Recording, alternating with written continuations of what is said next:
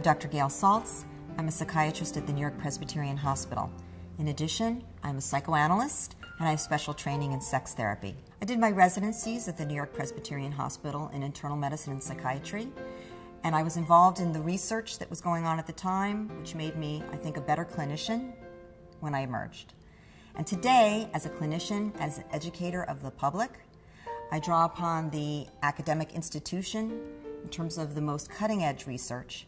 Particularly, I'm involved with the neuropsychiatry department and the psychiatry department and whatever is the latest data coming out. I have a private practice where I see patients, adults, mostly in depression, anxiety, and various issues that come up in life that create difficulty. Relationships, marital issues, parenting issues, work-related issues. In addition to that, I write about many psychiatric and psychological topics for iVillage.com, which is a women's internet site. I write for several women's magazines, and I've written several books. My most recent adult book is called Anatomy of a Secret Life: The Psychology of Living a Lie.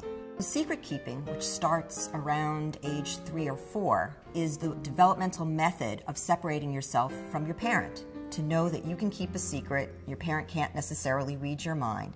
This becomes extremely important in adolescence when you're defining yourself as a separate individual.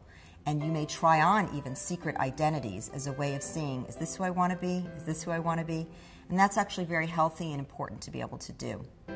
However, there are times when something may be going on in your mind that you're not aware of, some anxieties, some need to replicate something that happened early in your life that may drive you to a kind of secret life, such as addictions, using substances to quell anxiety, keeping that a secret, which most people do, and that driving many other behaviors in addition to the addiction, secret keeping from family.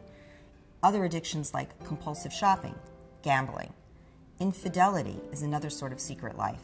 In the book, I talk about Charles Lindbergh and other historic figures, but in his case, his having several other families in Europe at a time when, of course, his family did not know, nor did the public know, that he was living this secret life.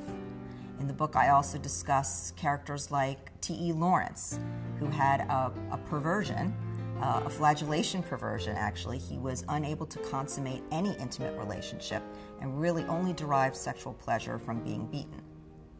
So another secret life would be something like tax evasion or white-collar crimes that on the surface the person appears to be living quite normal, quite honest life, but underneath it all there are reasons that they're drawn to holding the money back or perhaps to committing the crime in the first place. I've also written some children's books that are specifically to be used as tools for parents in talking to their children about sex and sexuality.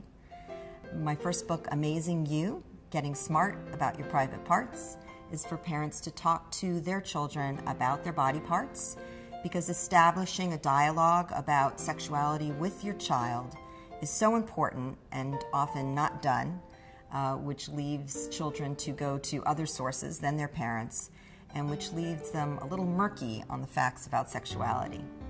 There'll be a new book coming out in the fall called Changing You, which is about puberty and goes on to talk about sexuality in more specifics so that parents can have that conversation as well.